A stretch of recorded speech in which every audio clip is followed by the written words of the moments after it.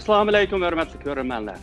Görüyatqanlar Erkin Asiya Radiosu Uyğur bölümünün nəzər proqramısı. Mən Alim. Biz bugün Amerikadakı Xalqaralıq Dini Erkinlik Komitetining komissari Nuri Turkel əfəndinin bu yılki, yəni 2020-ci yıldakı Demir jurnalidagi 100 ən məşhur şəxsinin biri olub belgilənganligi, həm Amerika bilan Xitoy arasidagi munosabat ustida söhbət qilib boramiz.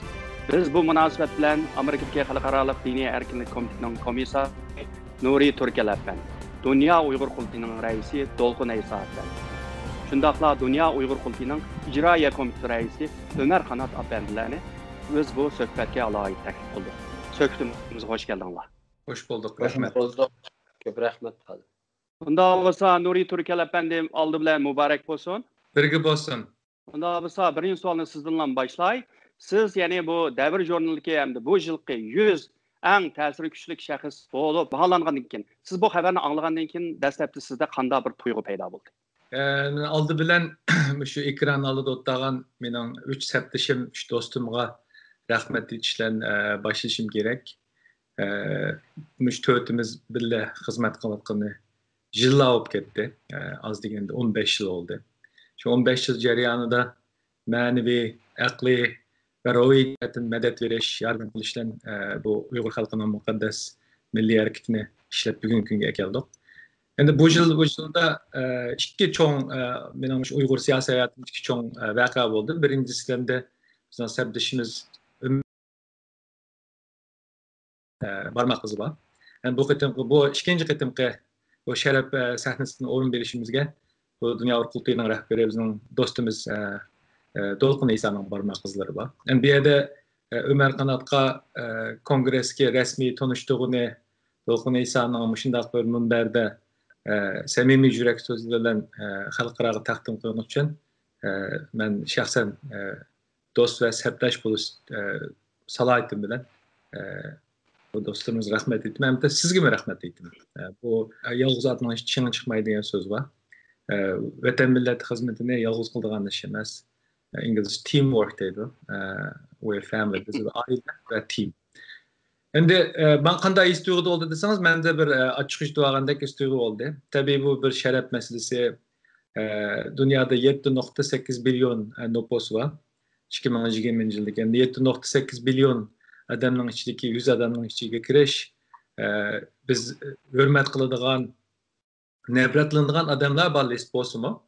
Yani şundaq bir Uyghur xalqiga müştaq bir səninin berilganligidan bir şəxsən aid xoş olduğan, fəxrləndiğin bir məsələ. Lakin bu şərəf qanday nima səbəbdən berildi desə, biz bu yerdə Uyghur xalqının beşiq düşüyotgan, duş kelgan yer yüzüdəki bu qırğınçılıq məsələsini xalqara anlatqanımız üçün bu şərəf berilyapti. Eğer ben bir advokat bo'lishim bilan Amerikanın Oliy sud mahkamasidan aid muqarrar tarixda yozilgan bir case'ni tutulib yoki bir boshqa bir sabablar tufaylidan bu sharaf berilgan bo'lsa, naiti iftixorlik, naiti xo'shallik his qilgan bo'lishim mumkin-da. Lekin bu bir ochiqning ichiga e'tirof qilinayotgan bir sharaf bo'lgani uchun ochiq o'zim yuvagandek his tuyg'udim bo'ldim. Endi bu sharafdan xalqimizni tabriklayman. Vatan millat uchun qurbon bergan, ailesini qurbon qilgan, ailesi bilan ko'rishamayotgan do'stimiz Dolqun Eysa'dek ota-onasi lagerning qurboni bo'lgan do'stlarimizga hurmatini bildirma va ularningki sharaf sahnasida yerning ularning bo'lganligini ta'kidlab o'tishni orzu qilaman. Dolqun əfəndi, bu Abaytın Nuri Turkel əfəndi degəndək, Nuri Turkel əfəndining bu Amerikadagi Xalqaralıq Dini Erkinlik Komitetiga kirib komissar bo'lishda Ömer Qanat əfəndinin oynagan roli bo'lsa, bu qitim yana Nuri Turkel əfəndining bu Devir jurnalidagi 100 dunyodagi eng ta'sirli kuchli shaxsning biri bo'lishida sizning belgilik o'ynagan rolingiz bor ekan. Hamda siz bu hamda nomzodlik ko'rsatishda qanday bir rol bo'ldi bu yerda? Rahmet. Aldı bilen ben bu dostumuz Nuri Turkel Efendi'ni bu dünyadaki 100 mühim tesirlik şahsı katarında en ahırda karar kılıp Müslüman tallıqallığı biz üçün, Nuri Turkel üçün qançalik şeref boğandasa şahsen benim bir dostum bilen ve bir Uyghur halkının bir azas bilen bu bizim için bir şeref. Devir jurnali hakikaten dünyada danlık bir jurnal, tesiri güçlü bir jurnal. Muşundaq bir bugün Uygurlarning beşik kivatdan külfetler Uygur meselesinin bugün dünyadaki mühim bir mesele olup xalqaro sahnede o'rin elishi elbette dünyanın diqqatini Uygur meselesiga qaratgan. Devri görünümlü bizde mutlaq bir tavsiye tekstüge talep qilgandan keyin bu Nuri Türkel Efendi'nin bugün şu uzun yıllardan buyon Sharqiy Turkiston davası, Uygur davası qo'shgan töhfeleri ve muşu davani en muvaffakiyetli şekilde o'rinlayotgan bir dostumuzdan bo'lganligi sababidan Nuri Türkel Efendi'nin bizim için en muvaffak bir namıza deb o'ylab tavsiyamizni berdik. Bizning tavsiyalarimizni davri jurnal diqqatga edib, en ahırda çünkü belkim bundaq tavsiyalar minglarcha, 10 minglarcha, hatta bilmayman 100 minglarcha bo'lishi mumkin insonlar, ama şu tavsiyalarning ichidan çünkü davri jurnal dunyo qurultayini Uygur xalqiga vakolat qiladigan temsili qobiliyati bo'lgan bir tashkilot deb bo'lganligi uchun bizdan so'ragan deb o'ylayman. Zaten shunday deb so'ragan ve bizning bu tavsiyalarimizni e'tibor edib Nuri Türkel Efendi'ni 100 şahsın içinde tanlab qolganligi bizni haqiqatan söyündürdü, g'ururlantirdi. Dünya qurultayının obrazı için mühim ve hakikaten bu bundaq bir o'rinlar her zaman özünün haqiqiy loyiq egileriga tepşi egileriga berilishi, her qanday insonning qilgan xizmatlari o'ynagan rolning haqqi berilishi kerakki, menimcha yerini topgan bir tanlash bo'ldi deb o'ylayman. Ömerxan Efendi elbette Nuri Türkel'dek bir Uygur'ның bu devir jurnaldaki 100 en tesir dairesi güçlük şahsının biri buluşu. Sizince bugünkü günde Uygur'ның şu Xitay ilip beriyotgan bu ziyankeşligi, şunun aldını ilişte qanday bir ijobiy rol oynaydi deb qaraysiz? Rahmat, olim birinci bo'lib do'stimiz Nuri Türkel'ning o'sha dunyoda ta'siri kuchlik 100 odamning biri bo'lib tanlanganligini tabriklayman ve buningdan faxrlanamiz xalqimiz uchun bu bir cho'ng bir utuq xalqaro sahnada bu bir Uyg'urninki Muşu 100 tanlangan 100 kişinin arasıga kirishi albatta Uyg'urlar uchun bu bir faxrlanarlik, bütün Sharqiy Turkiston xalqi uchun faxrlanarlik bir ish. Albatta bu yana birisi bu Nuri Efendi'ninki Muşu nimaga tanlanganligi bu dunyoda Uyg'ur meselesininki xalqarolashganligi, bütün bir xalqaroliq masala holiga kelganligining bir bisharati desak bo'ldi. Chunki hamda Muşu Nuri Efendimni bir jihatdan o'zining qobiliyati, qilayotgan ishi shu bayam nima deb o'tdi, Dolqin Efendimi deb o'tdi, nihoyatda to'g'ri shu yerini topdi dedi. Yerini topgan bo'lsa-mu, yana birisi bu Nuri Efendimning bu yerga tanlanishi, uningki Uyg'ur bo'lishi deb o'ylayman. Chunki Uyg'ur masalasiga dunyoninki berayotgan ahamiyati, berayotgan diqqatining yana bir asri deb qarayman. Albatta bu Uyg'ur davosining Nuri Efendim Mao diniy erkinlik komitetininki komissari bo'lgandan keyin Amerikada Nuri Efendimga nurg'un ishlar ichildi. Nuri Efendimga ichilgan ishlar albatta Uyg'ur masalasiga ichilgan ishlar, Uyg'ur davosi uchun ichilgan ishlar hisoblanadi. Shuningga o'xshash hamda bu Amerikadan halqib, hamda xalqaroliq sahnada bizga bir ishlar ichilyapti. Buningda albatta Nuri Efendimning mushu ko'tarilishi bilan, mushu sahnaga chiqishi bilan Uyg'ur davosining yana bir qadam ilgirlab mangadiganligining bir ishorati, mushuning uchun nihoyat ahamiyatli deb qarayman. Nuri Efendimizninki yani bu davr jurnaldagi 100 en ta'sir dairesi güçlük şahs bo'lish e'lon qilingandan beri keyinlam albatta bizning Uyg'ur xalqimiz torlarda, Facebook bo'lsin, Twitter bo'lsin, Instagram bo'lsin, bu xabarni xo'shallik bilan taqatgan bo'ldi. Bular ham nurg'un ijobiy baholini bergan bo'ldi. Uyg'ur xalqimizdan qanchalik hamda buningdan suyunganligi bu xo'sh xabardan ham bularning manda mushundaq hozirgidek bunday qorong'u bir kunda mushundaq bir xo'sh xabarni kutib turganligidan aniq isboti. Hamda Uyg'urlar albatta suyungan bo'lsa bir vaqtda yana bir jihatdan yana sizdan albatta texnik cho'ng bir rol o'ynashingizni kutmoqda albatta. Siz albatta Uyg'ur xalqining umidini qo'ymay kelyapsiz, ham yerga qo'ymaysiz albatta. Bunga o'zingizdan qarshi bo'lsa. Bu Amerika'da bir meşhur senatör olan John McCain isimli 2018 yılı prezident sayılmaktadır. Bu John McCain'in şundak bir manalık bir sözü var. Bu şu ümit biriş izilişke karşı en çok kuralı hesaplandığı deydi. Ömer Efendim degендek, Dolkun Efendim degендek, endi bu small karakterlik manadan bolsun, yoki bo'lmasa negiz jihatdan bolsun, yoki bo'lmasa halqılık meselelerden bolsun. Bence bu kararının ahırkı noktasını imza atkan şahslar Uygur halkıga bir ümit baxş etishini ko'zlagan bo'lishi mumkin deb o'ylayman. Chunki bu hozirgidek o'shunday kuniga bir mingdan odam o'layotgan mushtaq bir depressing night bir siqindilik bir hayot mezgilida Uygur xalqining hayoti texmi bir ümidsizlik ichida.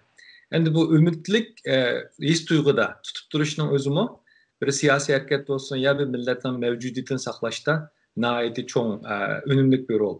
Chunki insondagi bu ruhiy sog'lomlik insanın ruhi güzelliğini tutup durur. Azı Uygurlarının vicdanı, ruhi, kimliki, cismi depsen de vatkanmışlar bir mezgilde. Muşunun okşaş dünya sahnesinden Uygur halkıga yer belleş. Bence Uygurlarga kalbige melhem bulduğun, kalbige ümit nurunu çeçirgen bir yönlüş dep görüyorum. Dolgun hesap bende bu Devri Jurnal'daki 100 tesirlik şəxslər işte Nuri Türkel Efendi'den start yani Tayvan'ın prezidenti Tsai Ing-wen, Hong Kong'luk siyasi faaliyetçi Nathan Law qatarlıq nurgun yani Xitoy hökuməti özünün düşmən dep qaralğan insanlar bu tizimlik içine kirdi. Sizningcha Xitoy hökuməti bununla bu tizimlik içine kirgan şəxslərə qandaq bir qarashlı bo'ladi deb qaraysiz? Xitoy hukumati buningdan aniq intayin rahatsız. Bundaq bir danglik bir jurnalda bo'libmi Uyg'urdek bir millatni tamoman tarix sahnesidan supurib tashlayman. Millat sifatida yo'q qilaman deb bir etnik qirg'inchilik olib berayotgan bu millatning izini dunyodan yo'q qilaman deyotgan vaqtning o'zida degandagidek 6-7 milyar inson bor dunyoda. Mushundaq insonlarning ichidan Uyg'ur bir Uyg'urning bu tizimlikning ichida bo'lib qolishi Xitoyni albatta bak rahatsız qildi. Chunki Xitoy men bu millatni yo'qitaman deysam, qanday bo'lib bu tizimlikning ichiga kira oladi? Chunki bu tizimlikning ichida Nuri Turkel deb o'tgandagidek Xi Jinpingning ismi bor. Garchi u pozitiv bir ism bilan kirmagan bo'lsa-mu, ammo o'zini dunyoda ya'ni eng birinchi darajalik shaxs deb qaraydi u. Shunda bir nimaning ichida bir Uyg'urning bo'lib qolishining o'zi bu Xitoyga ig'ir bir to'qmoq, qattiq beyaram qilgan bir hodisa bu.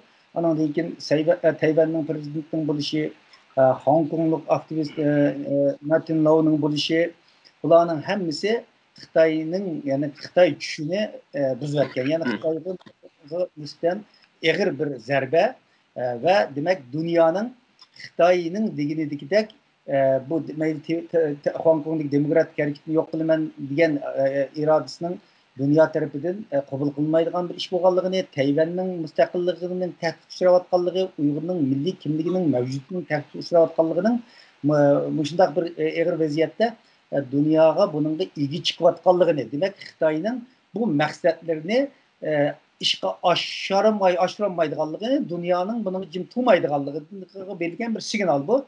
Shuni Xitoy buningdan intayin rahatsız bo'ldi deb o'ylayman. Ömer Qanat Efendi bu yerda albatta Dolqun Efendi deb ketganda bu tizimlikning ichida Xitoy raisi Xi Jinping mo kirgan.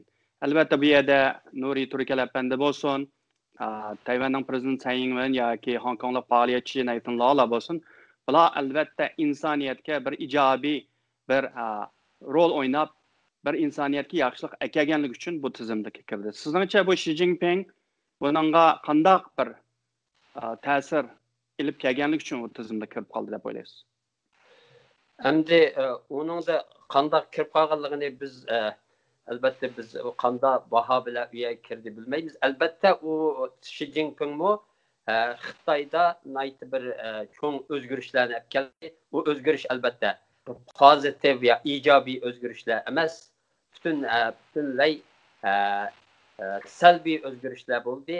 Shunda bo'lsa-mu, ya'ni buni kuchli bir inson bo'lib o'ttirga chiqdi. Chunki hozir butun dunyoning berayotgan bahosi Xi Jinpingni ikkinchi Mao Zedong deydi. Hamda Mao Zedong dunyodagi eng ya'ni vahshiy liderlardan biri, ammo shunchalik 700-800 million insonni qo'l ostida şundaq qattiq nima ostida rejim ostida turadigan bir shaxs hamdi dunyoda shundaq iz qoldirgan hamdi o'zininki vahshiyliklari o'zininki shunda ilib borgan o'z xalqiga ilib borgan qirg'inchiligi shu nima bilan nom qoldirgan bir shaxs bu Xi Jinpingmi shu Mao Zedongning izida hozir butun Xitoydagi butun o'zininki qarshi fikrdagi odamlarni yo'q qilib har turli bahonalar bilan chirkga qarshi urush bahonasi bilan har turli bahonalar bilan unda yo'q qilib o'zininki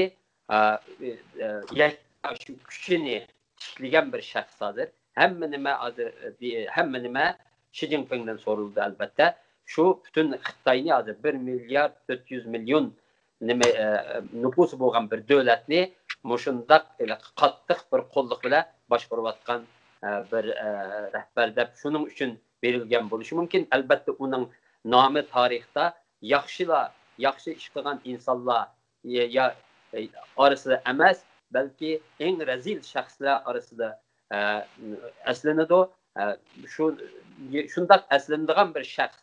Albatta bir tarafda ijobiy rol o'ynagan shaxslarni siz degan insoniyatga xizmatlari, o'zining xalqiga xizmatlari, shu xizmatlarning dunyoda yaratgan ta'siri sababidan bu nimaga tanlangan bo'lsa, u salbiy tarafdan ilib borgan harakatlari bilan ta'sir qo'zg'adi, butun dunyoni zilzilaga soldi.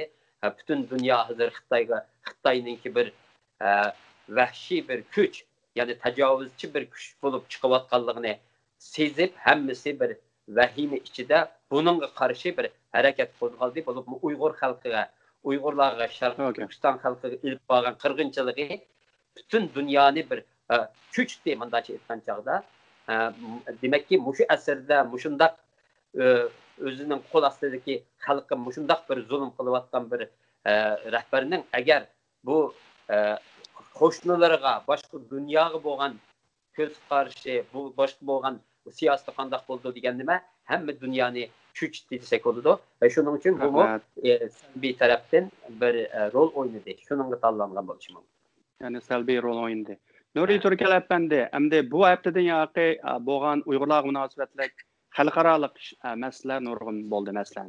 Мәселен, şu haftaning 5-lam Amerikaning Davlat Majlisi, yana Avam Palatasida Uyg'ur majburiy emgakning oldini olish qonun loyihasi Avam Palatada 406 bilet tashlanib, 3ga qarshi shaklda bu o'tdi. Sizningcha endi buning ikkinchi ham 3-chi qadamlar qanday bo'ldi endi bu qonun?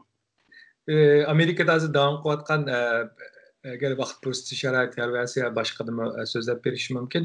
3 cho'ng masalaning biri shu. Chunki bundaq bo'lishi endi bu Amerikada hozir bu shu qonunsiz emgak masalasi Amerikaning an'anasiga, tarixiga, ijtimoiy qurilmasiga, iqtisodiy qurilmasiga zid bir ish bo'lgani uchun bir axloqsizlik deb qaralgan ish yo'g'achqa qo'zg'alib ketgandek ahvol bor. Shu siz naql keltirgan 406 Avam Palata a'zosining ovoz berishi ashunday bir namoyandasi. Endi keyin qadam bosqichiga kelsak, bu hozir endi bu Avam Palata nusxasiga ovoz berildi. Kengash palatadagi nusxasi, Kengash palata Tashqi ishlar komitetida qapsilib qolgan ahvol bor. Chunki bu saylam yili bo'lgani uchun 11-ayning 13-dagi presidential saylamiga hozir butun diqqat, nazar va congressional saylamga berilgani uchun bu kalendarga qo'yilmaydi. Bu faqatlan bir vaqtning oldikayni bo'lgan bir masala. Buningdagi yana bir masala bor, endi hozir shu keyin qadamningki hisob qilishi sababchi bo'lgan. Bu Avam Palatada oldingi ovoz bergandan boshqa yana bir shu majburiy emgakka munosabatlik uchurlarni oshkorlashga majburlaydigan bir qonun ko'rilyapti. Bu yerda bir azroq raqobat shaklimi bor. Bu Kengash palatasiga bo'lgan nusxasi unda raqobatsiz yoki azroq o'zgartirishlar yoki kelgan nusxada ovoz beriladigan mushtaq bir ahvol turibdi. Lekin endi bu faqatlan vaqt bilan bo'ladigan narsa. Men bir narsani chunqur eskartish kerak, aniq eskartish kerak. Bu qonun bu UHRP qonuniga o'xshamaydigan bir tarafi bor. Bu inson haqlarini hal qilishni nishon qilgan bo'lsa-mu, asosiy negizlik maqsadi Amerikaning iqtisodiy shu supply chain, shu ta'minlash zanjirini pokizlash. qanunsuz ahvoldan qonunliq o'tkazish, ya'ni Amerikaningki tijoriy manfaatini, iqtisodiy manfaatini, davlat bexatarlik manfaatini qo'g'dash maqsad qilingan, markaz qilingan bir qonun bo'lg'achqa, bu qonunninki nihoyat qisqa vaqt ichida shundoq olqishga erishib ovoz qo'yilganligi ifodalanib turibdi. Endi buni deyish orqali men bu programmani ko'rganlarga umidvor bo'lishini tashabbus qilaman, chunki hozir bu faqatla vaqtning ishi. Bo'lamdi bo'lmamdi emas, qachon bo'ladi deganlar masala. Ömer Kanat Efendi, bu hazır elbette bu Amerika'daki iki partiya, Demokratik Partiya bilan Cumhuriyetçi Partiya nurg'un masalada birga kelmaydi elbette. Ama Uyg'ur masalasi kelgan chog'da mana o'rtaq bir birlikni ko'ryapmiz. Bu qonunning endi Avam palatada 2-3 kundan oldin o'tishi, buning bir misoli bo'lsa, o yaqinda kelgan ba'zi ma'lumotlar kelgan chog'da ishonchlik emasmi, uni balkim siz yaxshiroq bilishingiz mumkin. Aslında bu kanunu bu saylamdan burun ötküzüşke tırışçanlık göz kanların. Sizningçe şu mümkünçilik var mı ya Nuriye Efendi degende bu kanun amına ötüşü mümkün ama bu saylamdan kim bulap kılış mümkün degen. Bu kanun bizmi kütkendimi ayaq tezroq o'tib ketdi desek bo'ladi. Chunki biz buning o'tishi uchun lobbichilik ishlarini boshlagan her kongresmenlar bilan nimalar bilan ko'rishib, qonunni qo'llab berishi, qonunga co-sponsor için nurgun hareketlerini ifagan. Lekin bu kanun yani Nuri Efendi degandek siz mi dediniz ki bipartisan iki partiyanın ki bu birleşken bir nimesi hazır meselesi Uygur meselesi buluyordu. Bunun kelgen çağda hemisi birlikte hareket kıldı. Hem bu yerde bir halk arasında mı bir çok bir dolkun kozguluyordu Uygur meselesini qo'llash nimsida mushu qonunninki lobbichiligini mushu qonunni qo'llab nurg'unlagan tashkilotlar harakatga o'tdi. Bu Amerikada mesela mushu majburiy emgakni cheklash qonunini uni aytsak masalan o'quvchi guruhlari bo'ldi, o'quvchi tashkilotlar birlashib buni qonunni qabul qildirish harakatga o'tdi. Undagi Amerikadagi mushu eng chong ishchi uyushmalarining birlashmasimi Muşu kanun için, muşu kanunun kabul kılınışı için kongrede naiti çok lobbichilik faaliyetleri ilip vardı. Elbette ümit varmız ötüdü de, lekin bu degandeki saylam nima kaldı, yakınlaşıp kaldı. Bu hemmesi saylam bile nima oldu. Onun üstüge hazır Ali Sot'ninki bir sotçisi vefat oldu. Onun ornuna yeni bir sotçunu tayinlayımız davatıdı. Muşunun bilen nurgun bu senatörler hemisi bek meşgul bulup gidiyordu.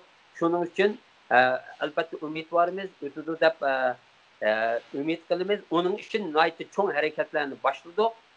Şu senatörlerini hareketlendiriyor. Senatta bu kanunun kabul kılınışı için hem de ümit varımız. Lakin bir kat'i bir değiş mümkün emez hazır. Bunda olsa hazır Amerika Devlet Meclisi'nde bu yeni bir terakkiyatla Uygurlar anlısı hoş bulduğum bu vatıda. Nuri Efendi degende ilgir keyin bulup bu kanun layihə mu ahir hesaplı kanun buluş mümkün. Saylamdan burun ya saylamdan keyin. Hazır dolqun hesap Efendi sizler hazır Birleşken Devletler Teşkilatı hazır faaliyet ilip berwatsizlar bir qancha kundan yaqin. Dünya Uygur qulti qanday faaliyetlarni ilip berwatsizlar? Sirtda bir chetir chiqdinglar, bir ko'rgazma qilyapsizlar deymi? Ishida shu qanday bir harakatlar bo'lyapti? Şimdi biz aslında bu İnsan Hakları Yığını 9. ayının 15-14. başlandı. Başlanışta biz 2 hafta burun kilip bir 20 neçe devletinin elçihalları bilen görüşüp bu yığının tayarlık işlerini yapmadan. Bunun belgelik neticelerini görevatımız.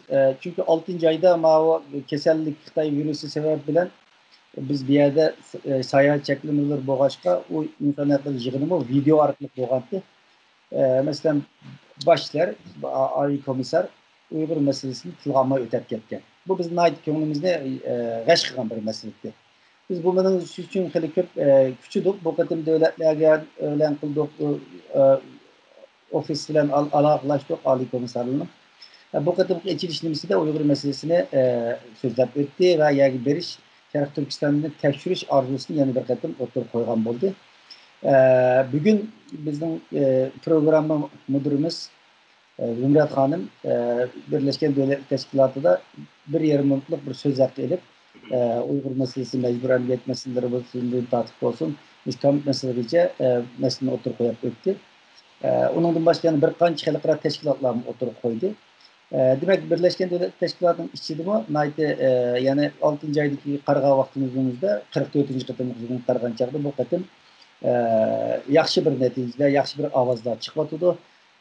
Gerçi bu kasallik, bu virüs sebebinden bazı yığınlar video orqali, bazı yığınlar fizik şekilde devam qilyapti. Nurg'unlagan yığınlarni amaldan qolgan bir avval nurg'un qulaysizliklar bor. Bizning faoliyatlarimizda qulaysizliklar bo'lyapti, ammo shunday bo'lishiga qaramay bu qatim bu yerda Uyg'urning ovozi Birleşken Devletler Teşkilatı'da hali jaranglik chiqdi. Bizning bu chetda masalan bu nimaning ichida nurg'un millatlar har xil faoliyatlarni yapyapti ichida sirtida.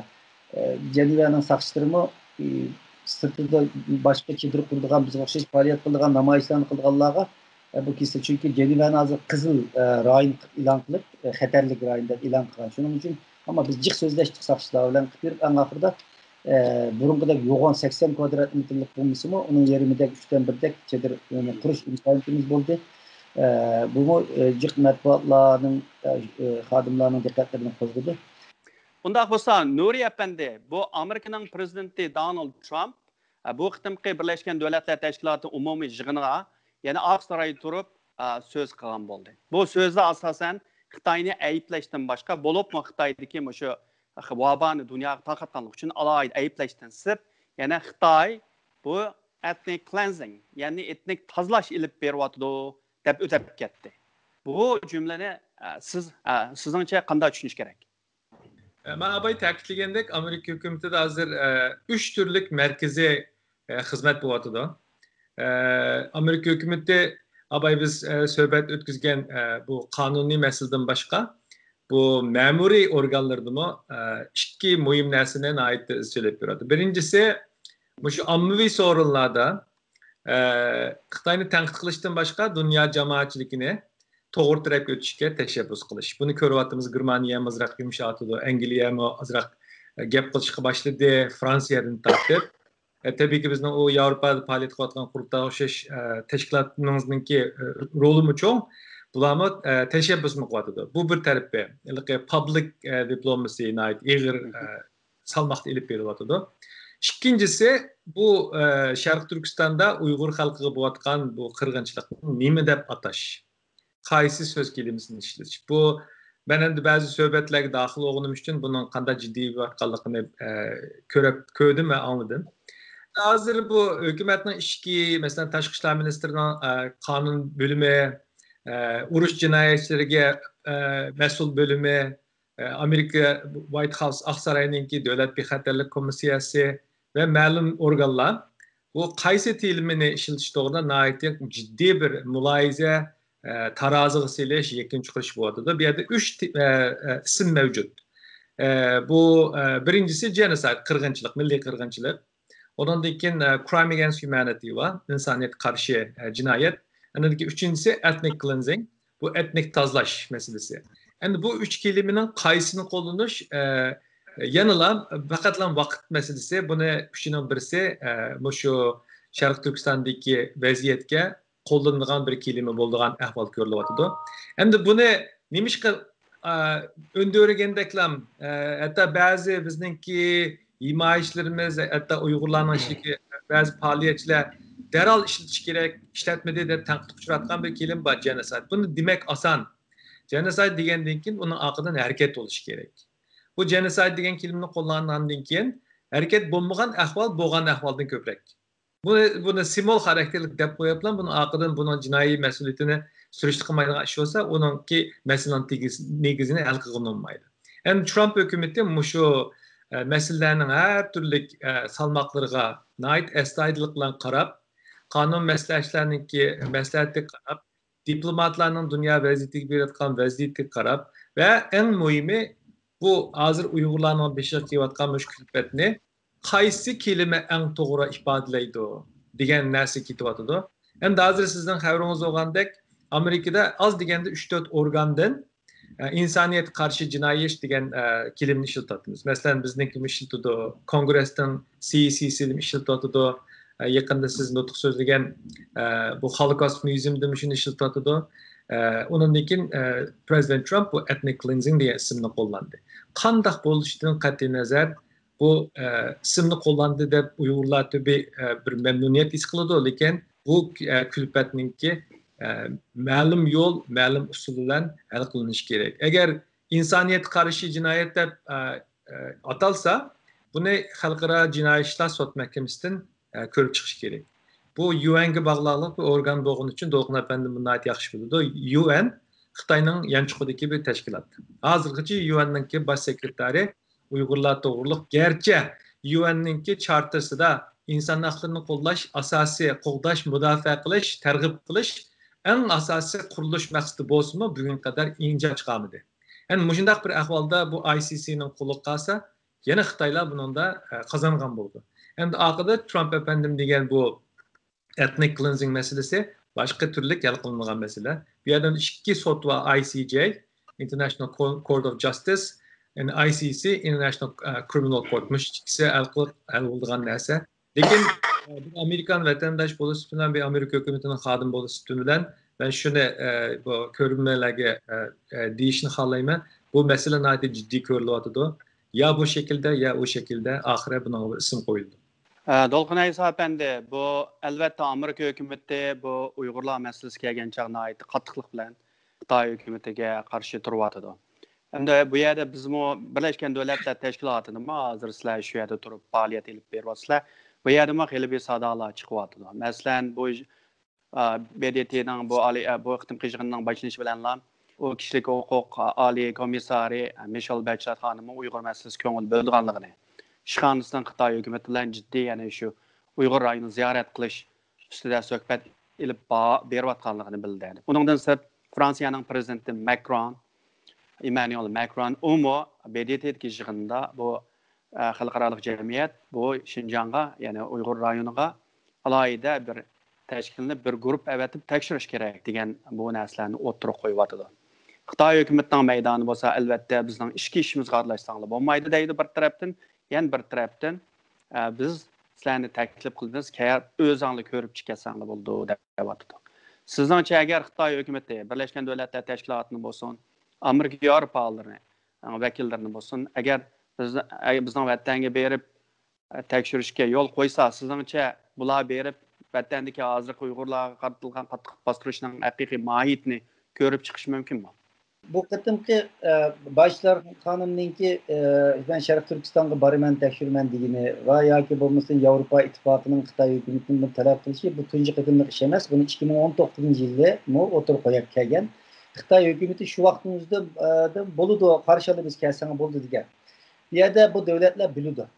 Birleşken Devletler Teşkilatı Nuri Efendim'de digendikidek Birleşken Devletler Teşkilatı Xitay'nın yancıqıdaki bir teşkilatı hakikaten uncha yanchig'idagidek deb ketmasak ama Xitoyning ta'sirining nayt eg'ir bo'layotganligini bilyapmiz bu yerda. Chunki Xitoy o'zining iqtisodiy kuchidan foydalanib va o'zi bilan o'xshash kishilik huquq jihatda nayt eg'ir problema masala bor davlatlar bilan hamkorlashib birlikda turib shu Birleşken Devletler Teşkilatı'nın kishilik huquq mexanizmiga qattiq hujum qilyapti. Bu Xitoy hukumatining Uyg'urlarga qarata ipirayotgan bu bostirish siyosati, bu jazolar masalasida politsiyasi iniq bo'lgan davlatlar bor. Buni 2018 yilda biz 11 aydan boshlab ko'rib kelyapmiz. Bu davomli ta'kidlanayotgan bir masala.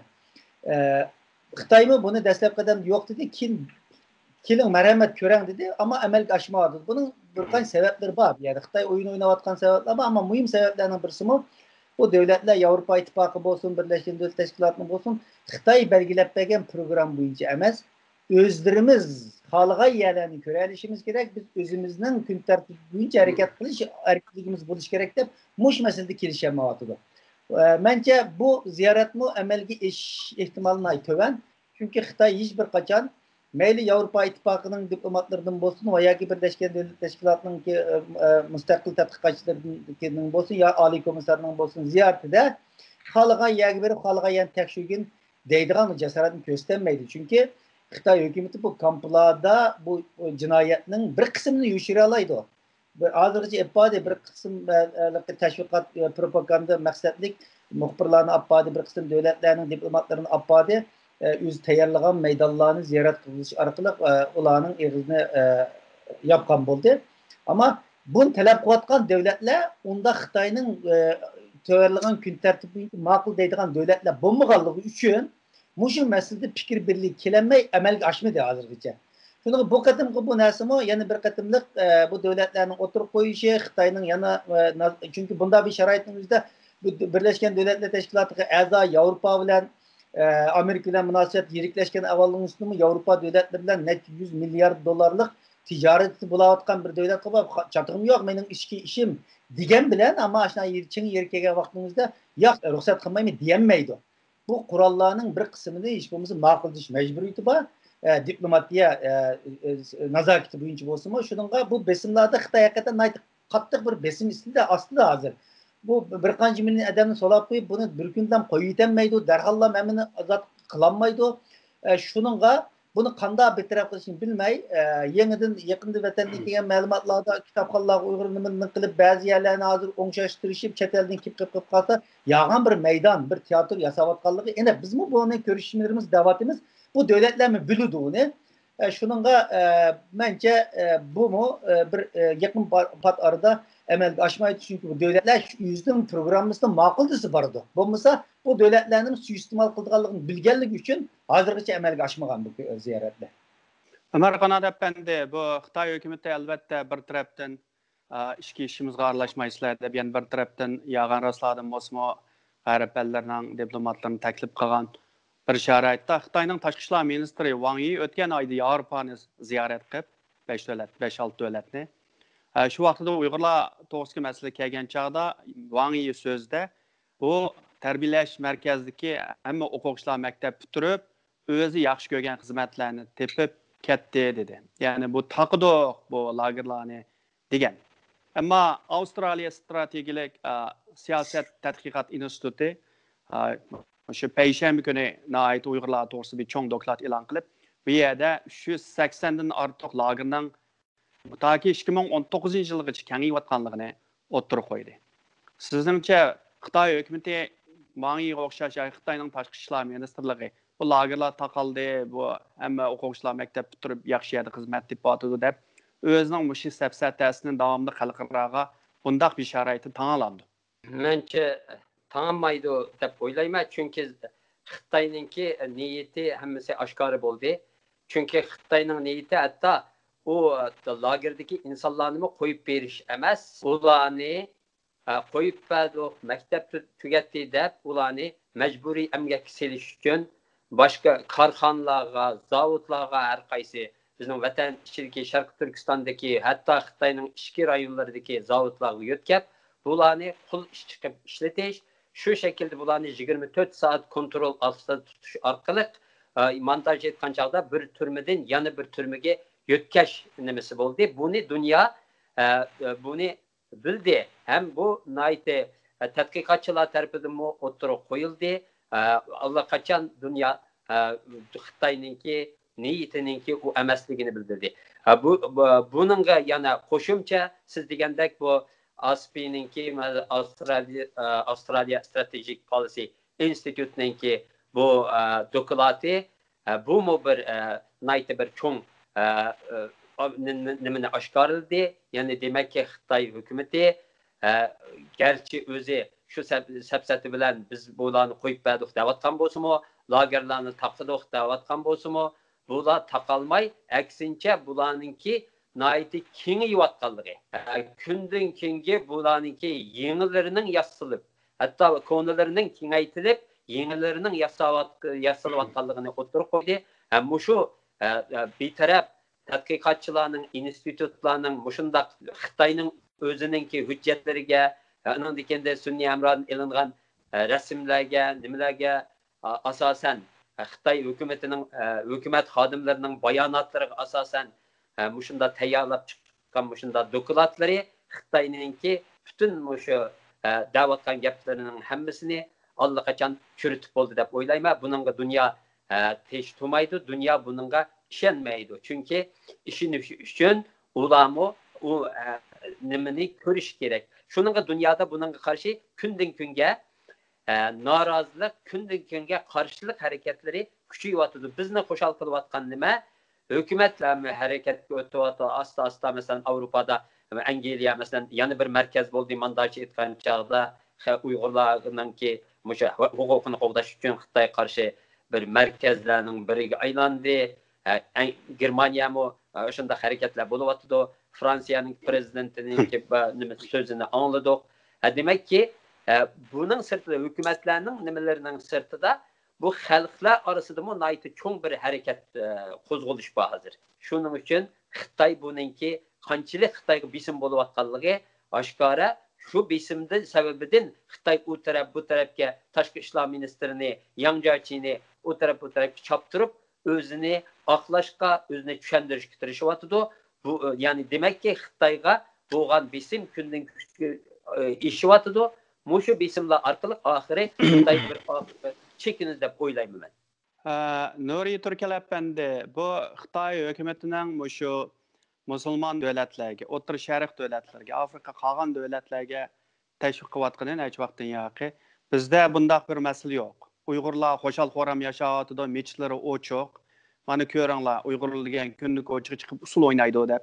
Shunda tashviqotlarni, shunda videolarni, shunda maqolalarni keng ko'lamli chiqarib, bu amaliyotda Amerika hukumati mushu bizningki bosh ko'tarishimizga chidamay, bizni ujuq turish uchun o'ynayotgan bir suiqasdi qilib ko'sib kelyapti. Buningga masalan nurg'un davlatlar hatto ishinib keldi. Masalan Pokistonning nurg'un diplomatlari hatto mushuni ochiq oshkora majlis Facebook, Twitter bo'lsin, buni targ'ib qilyapti hozir masalan. Xitoyning emas, Pokistonning ham Xitoyning do'stlar bo'lgan davlatlar. Endi bu Avstraliya strategik siyosat institutidan chiqqan bu cho'ng bir dokladida mana 180 dan ortiq lagerning taki hozirgacha mavjudligi. Ham bu yerda Uyg'urlarning borligi. Ham bu lagerlarning davomliligi tarif emas, kengayotganligining isbotini rasmlar bilan sun'iy amro rasmlar bilan o'tirib qo'ydi. Sizningcha buning hozir Amerikaning Xitoy qaratgan bu Uyg'urlar masalasiga siyosatiga texema qattiqlashni vujudga keltiramdi yo yumshashini? Bence her ikisi de oluş mümkünçlüğü var. Lakin bir yerdeki bu vaziyetke bir normal hükümet, hazırki bu dünyada siyasi cihetten, iqtisadi cihetten çunqurlaşıvatkan bu düşünce, tedbir qo'llanish, inkaslardan bunun karşı bir tek devlet bo'lishibdilar. Yetekçi mesela Pompeo insan hakları defterinde kılışta Xitoyning özünün ayrım bir komandası var degan sözünü işletken, şuna o'xshash bu komandalar hammasi pek aciz devletler. Bu Xitoyninki bu nimeleri, xaridalari hisobda. Xitoyning miliga ovozini bo'g'ib turayotgan devletler. Xitoyninki texnikasidan foydalanib o'zining xalqini ezish uchun, o'zining huquqini, imtiyozini saqlash uchun ba'zi jihat, ma'lum jihatdan jon talashayotgan hokimiyatlar bor. Masalan, Venezuelaga o'xshash, North Koreaga o'xshash. Endi mushundaq ahvol ostida Xitoy qanchalik buni davom qila oladi? Bu mesele bu xalqaro munosabat tadqiqotchilari, siyosat mutaxassislari, iqtisodiy mutaxassislarning nazarida bek uzun davom qila oladigan bir narsa emas deb ko'rilyapti. Bundaq bo'lishining sababi Kommunist partiyaning sog'lom hozirgidek shundaq o'zining yaratgan o'zining himisini sog'-salomat chiqib mavjud bo'lib turish uchun ularda bir hozirgi shu Xitoy hokimiyatini qo'llayotgan moliya jihatdan qozonib, ijtimoiy statusga erishib, hukumatni qo'llayotgan bu xalqini tinch to'g'iza olish kerak. Bular tinch turmagan chog'da Xitoy hokimiyatiningki mavjudiyatiga, Xitoy Kommunist partiyasiningki mavjudiyatiga nazar yetadi. O'sha o'zini olib qochishdan, o'zini o'zini mudofaa qilish urinayotgan muqimsizlik aslida mushu siyosatlardan, mushu mavjudiyatdan chiqishi mumkin. Masalan, bu diniy dafsanda emas, undan keyin bu dunyo bu ta'minlash zanjirini qulluq emgak bilan bulg'ashlari, undan keyin bu vaksina jihatdan keyin bundan keyin yana bir cho'ng masala oldida chiqish turibdi. Vaksina chiqqandan keyin yana bir muncha jidallar chiqadi. Endi mushunday ahvol ostida dunyoning qarshi yiqimiga mangandan boshqa dunyoning qarshi yiqimiga askar to'playotgan shunday bir vaziyatda bu Xitoy qarshi texmi qarshi kuchlar kuchlandi. Bunda aslida Xitoyning taqobil turolmaslik ehtimoli cho'ng. Endi yig'ib aytgan chog'da bunda hozirgidek shunday bir vaziyatda Xitoy hokimiyatiningki bu iqtisodiyotdagi bedeliga bu to'layotgan bu hozir din islom hisob emas. Bir narsa misol qilib ilish kerak. Masalan, Bingtonning 800 ming shirkati var ekan dunyo miqyosida. Bu mesela embargo oldu. Bunun bu Xitay iqtisadiga, Xitay hakimiyetini desteklayotgan şahslarning iqtisodiga qanday ta'sir oldu? Mesela Huawei'nin ahvoli, ZTE'nin ahvoli, Hikvision'ning ahvolini sizlar yaxshi bilasizlar. Endi şu dünyanın kemençik siyosatiga u sepayotgan, kesak bo'lib berayotgan shu omillar ojizlab ketsa bu bino qanday turdi. Shuning uchun endi bu teshig'i chiqib mavjud narsani ko'rmaslik tashabbus qilib turmalardan chiqqanlarni maktab bitirdi deb dunyoni aldash, bu jazo kampining, qonunsiz emgak kampining, turmaning, ijtimoiy jamiyatning ballarni solib olgan lagerning o'rtasidagi chegarini o'chirib tashlab etib, o'xshash vaqtda 380 turmani barpo qilishi bularning qandaq bir reallikdan chekinib ketgan boshqa bir fantaziya dunyosida yashayotganligini ko'z tutadi. Şu an bir yerde iki mesaj veriş gerek. Birisi ümit var oluş gerek. Çünkü Uygurlar olsun, Amerika hükümeti olsun, Avrupa ellerindeki vicdanlık şahıslar, faaliyetçiler olsun, bu vicdanı mecburiyetini tarihinin doğru tarafı yazıldığın bir hizmetine eda kılatıdı. Okşaş vakitte Uygur halkımı ailesinin paravallıkından göz tutmay ve milletinin mevcudiyetini, bu şu Xitay hakimiyetinin karakterini göz tutan ahval aslında aldanmaslıqını ve yerden kivatkan uçurlarga şekşü bilen qarashni tavsiye qilaman. Axırqı sual Dolqun İsa əpəndi, hazır Nuri Türkiyə əpəndi yaxşı bir tavsiyelərini verdi.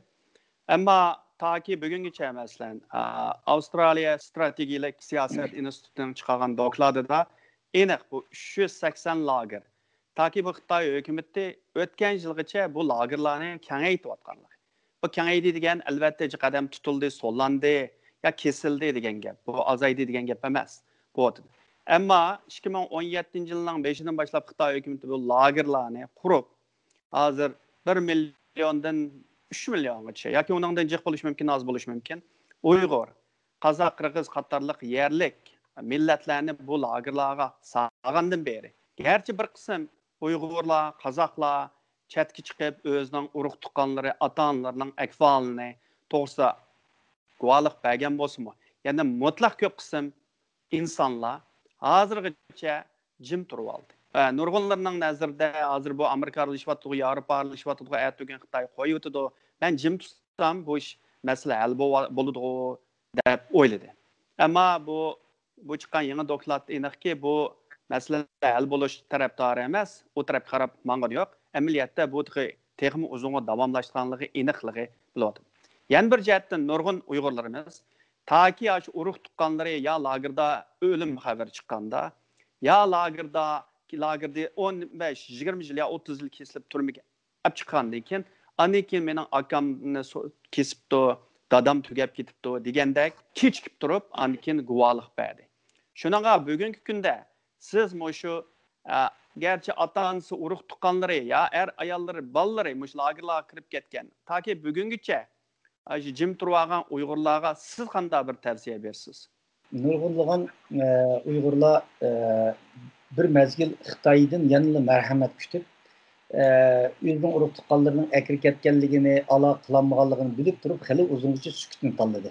Ammo Xitoyning bu niyatining bundaq oson, ya'ni bir qancha oylardan keyin, bir qancha yildan keyin qo'yib bermaydiganligini, niyatining yomonligini his qilgandan keyin bir qismini chashrab chiqib, guvohliklarni berdi. Ammo nayt az bir %.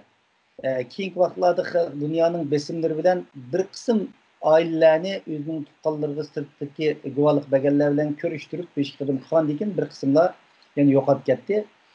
Ya'ni bu yerda shuni deymanki, men balkim bu gapim biroz qattiq ketib qolishi mumkin.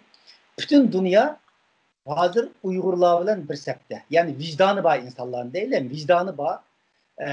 O'z vaqtida Ikkinchi dunyo urushidan keyin qayta takrorlanmaydi deb va'da bergan, shu va'daga ishongan insoniyat qalbida vijdonning bir o'yini qalbida ko'targan har qanday bir inson uning dinining nima bo'lishi, millatining nima bo'lishidan qat'iy nazar Uyg'ur bilan o'xshash saf turib, ko'chalarda yolg'iz kichik namoyishlarni qilib, guvohlik beryotdi, sotsial medialarda Uyg'ur bilan birga bo'lganligini, ya'ni buning yolg'iz bir Uyg'ur masalasi emas, qayta takrorlanmaydi deganning, qayta takrorlanayotganligining butun insoniyat uchun kelajakda yana bir baloyi ofat bo'lganligini his qilganligi uchun o'tirg'i chiqib Uyg'ur bilan bildiryotdi. Ammo butun millatlar uyg'ondi desak bo'ladi. Ammo to'liq uyg'onmagan millat yana Uyg'ur. bizning beshimizga shunchalik og'ir fojia kelayotgan vaqtning o'zida biz nurg'unlagan chaqiriqlarni qilyapmiz. Qancha % inson chet eldagi mushu chaqiriqlarga ovoz qo'shyotidi, buni nisbatlashtirib chiqsak aniq bilalaymiz. Shuning butun insoniyat qalbida vijdon tuyg'usi bo'lgan, butun millatlar, butun dinni qaysi dinning mansublari bo'lishidan qat'iy nazar o'tirg'i chiqib o'zining mas'uliyatini ado qilyotidi. Ama biz Uyg'urlar yeterli derecede özümüzün mas'uliyetimizni ado qila olganimiz yo'q. Shunga ben şunu deyman bütün xalqimizga, bu yalnız bir mening ota-onamning, mening ochamning yo mening qarindoshlarimning masalasi deb tushunmaslik kerak. Mening onamni qo'yib berishi mumkin, mening dadamni qo'yib berishi mumkin, qarindoshlarimizni qo'yib berishi mumkin, ama bu masalani hal qilmaydi. Ama bütün bir milletni qo'g'dab qala olsak, mening oilamning masalasi shundan bilan birga hal bo'ldi. Ama mening oilamning shaxsiy bir urug' tuqqanlarimning masalasining hal bo'lishi bütün meselenin hal bo'lishiga hech qanday bir ta'sir ko'rsatmaydi. Shunga buni yaxshi tushunish kerak. Shunga bu meselede, bu davoda qarindoshlarimiz buni shaxsiylashtirmaslik kerak. Bu bütün bir insoniyatning beshi qilayotgan meselede başka millatlar ega chiqayotgan vaqtning o'zida bizning xalqimiz, insonlarimiz yanala buni shaxsiylashtirib oilaviy masala ataliq kirgizib qo'ysak, ya'ni cho'ng bir xatolik o'tkazgan bo'lamiz. Shuni bütün qarindoshlarimizni har zaman qo'lidan keladigan darajada tayyor turishi, guvohliklarni berishi, chunki har bir Uyg'urning bugünkidek bir fojialik kunda qo'ldan keladigan bir ish bor. Chunki yalnız kishilik insonlarning nurg'un ishlarni qila oladiganliklarining misollarini yaratdi. Bizning Uyg'urlarning ichidan shunday yoshlarimiz chiqdi o'tirgan. Shunga men nima qila olayman emas, men cho'qim bir ish qila olayman. Men cho'qim mushu kampning taqilishi uchun, xalqimizning beshidagi mushu kulfatning yo'q bo'lishi uchun mening bir kishilik hassam bo'ladi deb ishonch bilan o'tirga chiqib harakat qilish kerak. Bizning mushtaq maslahatlarni so'rayotganlar bor. Biz qo'limizdan kelgan darajada maslahatlarni beryapmiz. Billa hamkorlashib ishlayotganlarimiz bor. Yaqinda Uyg'urning mushu Uyg'ur bo'layotgan qirg'inchilikni tekshirish uchun sud qurildi, xalqaro sud. Mushu sud uchunmi nurg'unlagan isbotlarga ehtiyojimiz bor. Jasorat bilan mushu isbotlarni berishimiz kerak.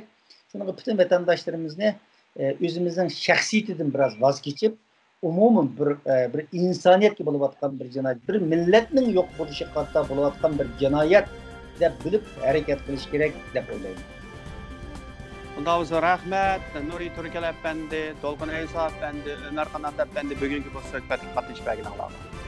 Sizlarga ko'p rahmat. Bundan sonra hörmətli görünənlər, bugünkü proqramımız bu yerdə axırlaşdı. Keləcək gün görüşəcək, xush vaqt.